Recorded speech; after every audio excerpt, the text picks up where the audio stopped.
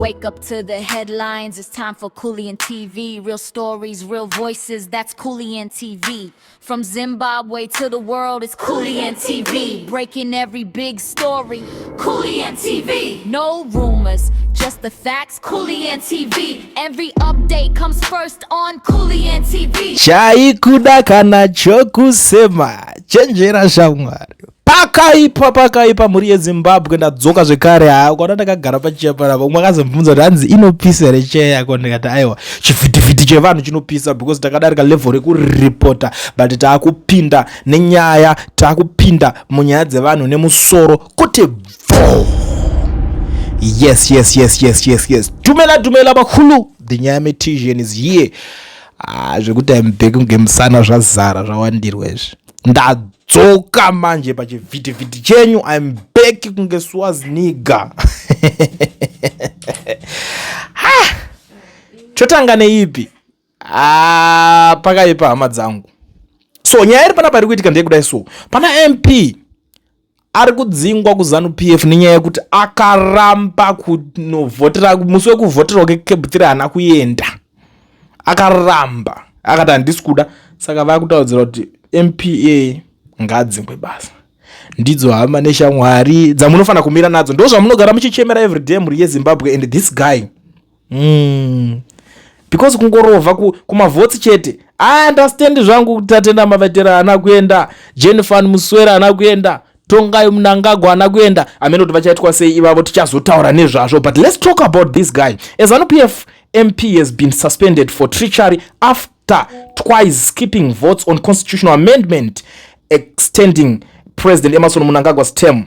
Space Tole, the MP for Intsiza South in Matabeleland South, was held before a provincial discipline committee chaired by Obed Nguluve, facing 5 charges. Both Nguluve and Stole declined to comment, but a source said Stole was found guilty and suspended from the party for 3 years. The suspension must be ratified by the National Disciplinary Committee and Politburo for it to take effect.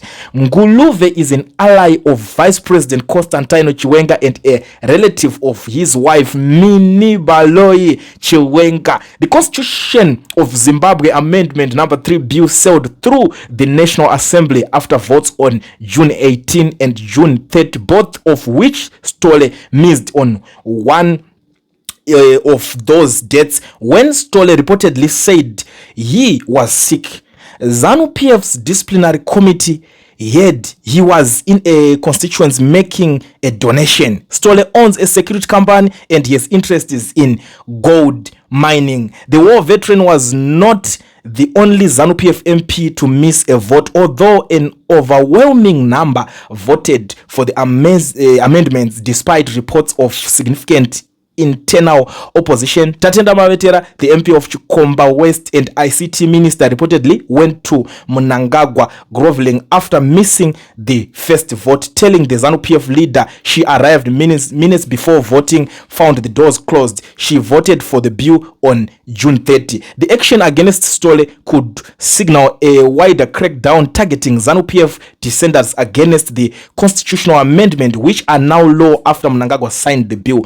Constitution Amendment number 3 gazetted on June 7 after Mnangagwa's ascent extends presidential and parliamentary terms from 5 to 7 years and applies this extension to the incumbent president, the sitting Senate and National Assembly, scrapping elections that had been due in 2028. It is obvious how the president is elected, shifting from a direct popular vote to election by parliament. Analysts have noted the change is widely seen as complicating any succession bid by Chiwenga. The law further expands presidential powers to appoint judges and prosecutor general, creates a new delimitation commission and transfers voter registration functions from the Zimbabwe Electoral Commission to Register General. Multiple challenges are now before the courts. Former Binga North MP Prince Dubeko Sibanda filed an application in the Constitution Court arguing the amendment unlawfully extends the term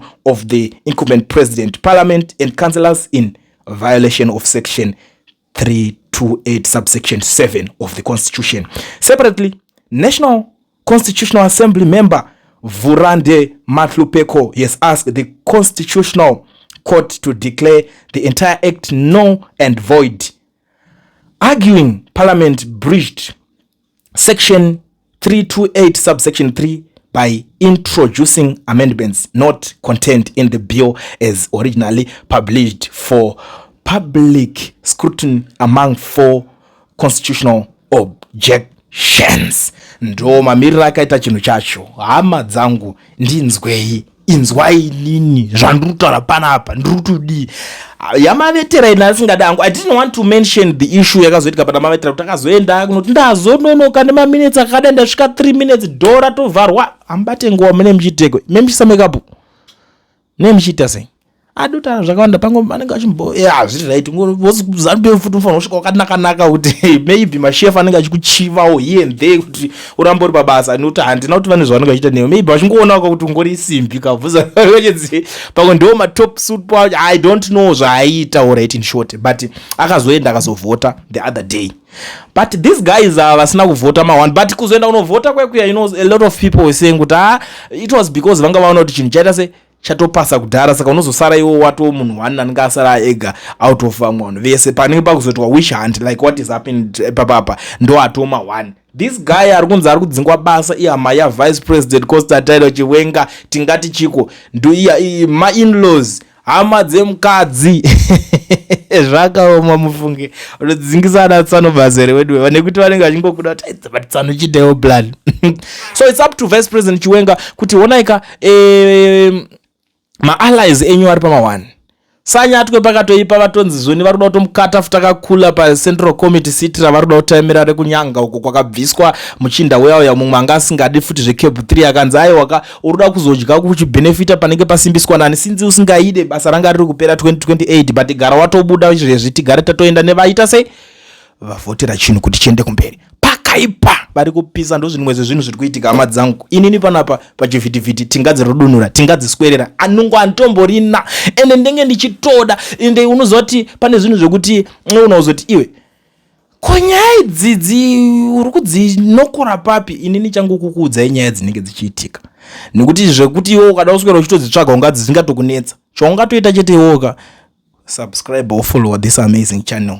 Basa enda unotsvaga basa unotsvaga mari uchengete mhuri asi nyaya ndindokutsvagireni panapa ndindotsvaga nyaya ini ndokupai mubva manakirwa nenyaya dzacho moziva zvinenge zvichiitika munyika. So tell a friend to tell a friend kune vasati vabatikira ana mai ana mbuya anani hama dzako dzese ngadziuye kuti this is the right time vazivisei kuti ndo nguva yacho yatasvika yekuti mufollowe chivhitivhiti cheCoolian TV mudzwe nyaya dzinenge dzichiitika ma-MP vave kudzingwa basa which hand yatanga a lot of guys the likes of Anatemba Mliswa vanga vari kutotaurawo vachisuggesta kuti Chiwenga anofanira kudzingwa basa nekuti hanzi haana kubuda achisimbisa CAB3 iyoyi saka ari kuda kubenefita why achida kubenefita paasina kuningirina those guys I don't know why do they want to bite more than they can chew. Mazino cheo chinemi zvindi zvacho munozvoda kupi handizozive ikona kuti ndo imwe yacho nozopera kunzi zvoto zvacho zvine mazera kana kuti tanhai dzamunosvikira pane pangotaurwa zvishona zvakawanda ka ndingazotanga ndaramba ndichirebesa mhuri yeZimbabwe asi ndipurera parapa ndingokuziisa zviri kuitika. Have a good night, bye bye. Coolian TV team VAT asi vanhu vachishamsika Coolian TV haichatsika saka subscribe wozolaika nechawana zvisapana chichazosha everybody say Coolian yeah information is brilliant yeah everybody say Coolian.